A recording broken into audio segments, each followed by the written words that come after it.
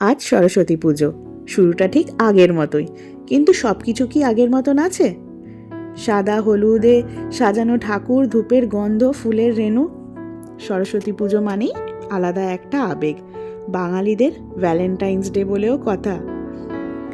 শুরুতেই বাচ্চাদের রেডি করালাম, চুল বাঁধরে, জামা পররে, এইটা পর, ওইটা খোল, এইটা ভালো লাগছে না, না এইটা খুলে আরেকটা পরাই, এইটার সঙ্গে কোনটা ম্যাচ করবে, মিঠির শাড়ির সঙ্গে কোন ক্লিপটা ভালো লাগবে, কোন টিপটা, কোন সাইজটা, মানে টিপের কোন সাইজটা পরলে ভালো লাগবে, সব কিছু একটা যেন জগা খিচুড়ি, পুরোটা একটা মিশন যেন।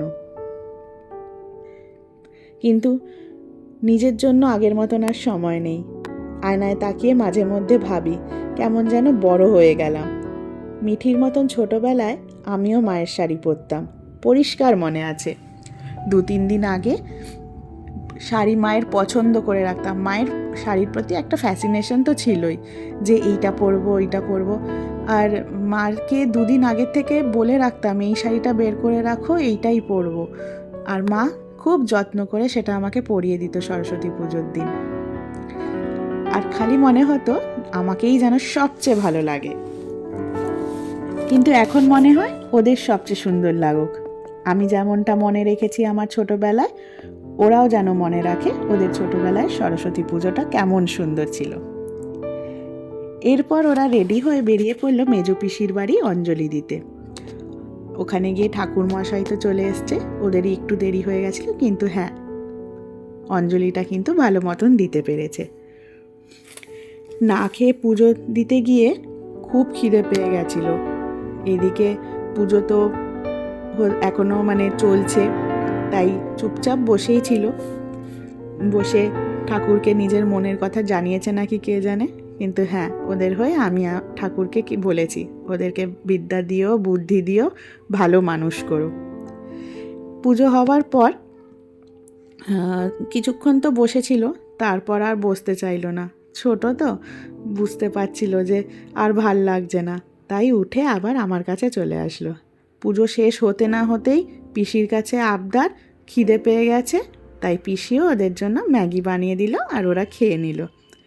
এরপর আরও কয়েকটা জায়গায় যাওয়ার ছিল, যেমন মিঠির স্কুল, ডুগ্গুর স্কুল, কিন্তু আজকেও একটু সময়টা কম ছিল। ডুগ্গুর স্কুলে যাওয়া হলো না, মনটা খারাপ লাগলেও মিঠির স্কুলে যেতে পেরেছি, এটা নিয়েই আমি খুশি। ডুগ্গু স্কুলে যাওয়া হয়নি ঠিকই, মিঠির স্কুলে গিয়ে সেই হাসি খুশিতে একেবারে সব পরিপূর্ণ। আজও ডুগ্গু গেলে ওই স্কুলে ও খুব আদর পায়। মিঠি তো আদর এখনও খেয়ে যাচ্ছে, আর ডুগ্গুও খুব আনন্দ করলো স্কুলে গিয়ে। ওর পুরনো স্কুল, ওর পুরনো টিচার আন্টিদের দেখে খুব মজা। তারপর দেখা হয়ে গেল আইয়ের সঙ্গে। আইকে দেখলেই ওদের মনে যেন একটা আলাদা আনন্দ। পুজোর দিনের শেষে মেজদির বাড়ি খিচুড়ি ভোগ খাওয়া, এইভাবেই ভালোবাসা আর স্মৃতিতে ভরে থাকা আমাদের সরস্বতী পুজো। অপেক্ষায় পরের বছরে আবার আসবে কবে, আর পরের বছরের সেই অপেক্ষা। তোমাদের সঙ্গে আরও কিছু ফটো ওদের আজকের তোলা শেয়ার করলাম। তোমাদের যদি আজকে আমার ভিডিওটা ভালো লেগে থাকে অবশ্যই শেয়ার করো, কমেন্ট করে জানিও কেমন লাগলো। আর হ্যাঁ, যদি ইউটিউব থেকে দেখে থাকো অবশ্যই সাবস্ক্রাইব করে দিও। পাশে থেকো, আমাকে এগিয়ে যাওয়ার সাহস দিও। ধন্যবাদ, টাটা, সবাই ভালো থেকো। হ্যাঁ, হ্যাপি সরস্বতী পুজো তোমাদেরও দিনটা কেমন কাটলো অবশ্যই জানিও কিন্তু। টাটা।